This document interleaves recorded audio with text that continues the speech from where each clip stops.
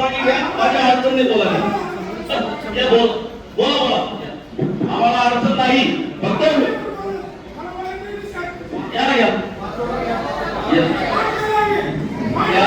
यावर मीडिया आहे, या ना या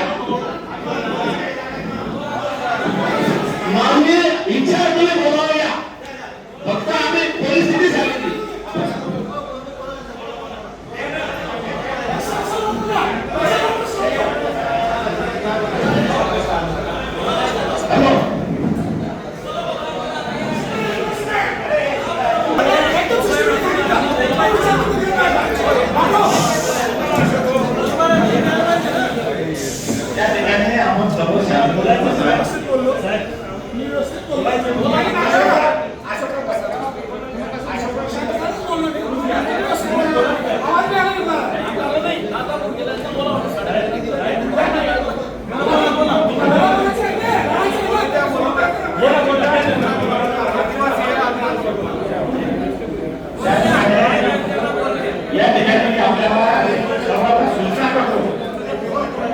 किती जरी तरी आपल्याला ज्या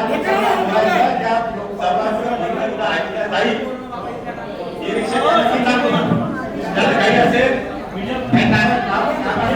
त्यांनी स्वतःचा एक गोष्ट आणि कृपया या ठिकाणी फार आवाज करून कोणी बोलू नये अशी सर्वांना विनंती करतो. सर्व कार्यकर्त्यांचा सन्मान केला जाईल. प्रत्येक कार्यकर्त्याला जरी झाला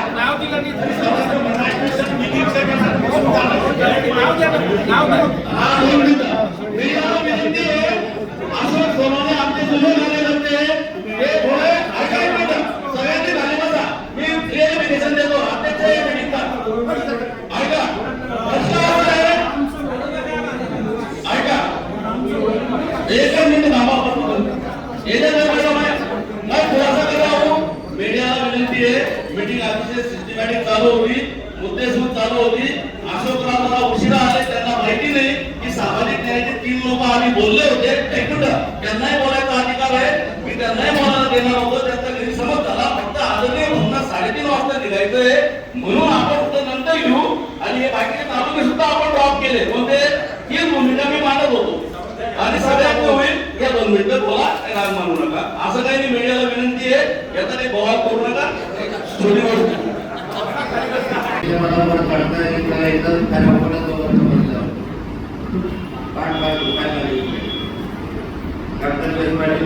आयुष्यामध्ये पाहिलं नाही, फिरत नाही, काम करत राहिले, तब्येतीकडे कधी पाहिलं. मग काय या संदर्भात अशी भूमिका घेतली पाहिजे, सातत्यानं फिरता राहिला पाहिजे. आता भारतीय जनता पवारांकडे जाणाऱ्या सत्ता आहे, 4-5 वर्ष पुढच्या आहे, त्या संघर्षामध्ये काढणं किंवा विरोधी पक्षात काढण्याची मानसिकता नसल्यामुळे बरेचसे कार्यकर्ते सत्तेकडे वळायला लागले. वस्तुस्थिती सत्य. पण अशा स्थितीमध्ये मी ज्यावेळेस मुक्ताईवरून निघालो, कारण मी एका कार्यकर्त्याला विचारलं काय चाललेलं आहे, तर असं तरी कोणी काही आहे. दुसऱ्या कार्यकर्त्याला विचारलं काय, तर मग 25 जमतील. आजच्या बैठकीला अशी स्थिती नाही. पण इथं आल्या पाहिल्यानंतर मी त्याचा काम होत नव्हतं. म्हणजे कार्यकर्ते आहे त्या ठिकाणी आहे, नेत्यांना जायचं असेल ते घेत असतील, पण कार्यकर्त्यांचा पॅटर्न दिसत आहे. आणि कार्यकर्त्यांपेक्षाही महत्वाचं असायचे मतदार आहे त्या ठिकाणी. ठीक आहे, पराभव काही हाताळायला झाला असेल, काही असेल, पण ज्यावेळेस रोहिणीला 90,000 मतं पडतात, ज्यावेळेस मुसळमान मतदारसंघात एवढे मत आपल्याला पडतात, आणि हे लोक आपले आहेत ना.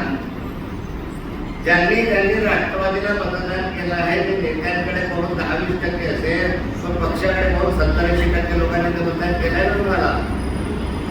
अरे 70-80% लोक ते असतील, ते आजही जिवंत आहेत, ते गेलेले नाही आहेत.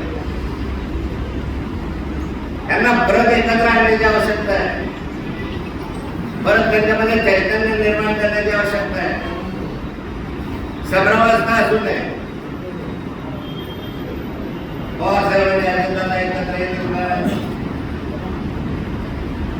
आपण एकत्र आल्याला काय भूमिका राहील आपली? दोन निर्णय बनता ते घेतले ना, आपण कशाला चिंता करा? आपलं एकच काम आहे सैन्याला तसा म्हणून आदेश येतो की पाकिस्तानच्या सीमेवर ते पाकिस्तानच्या सीमेवर.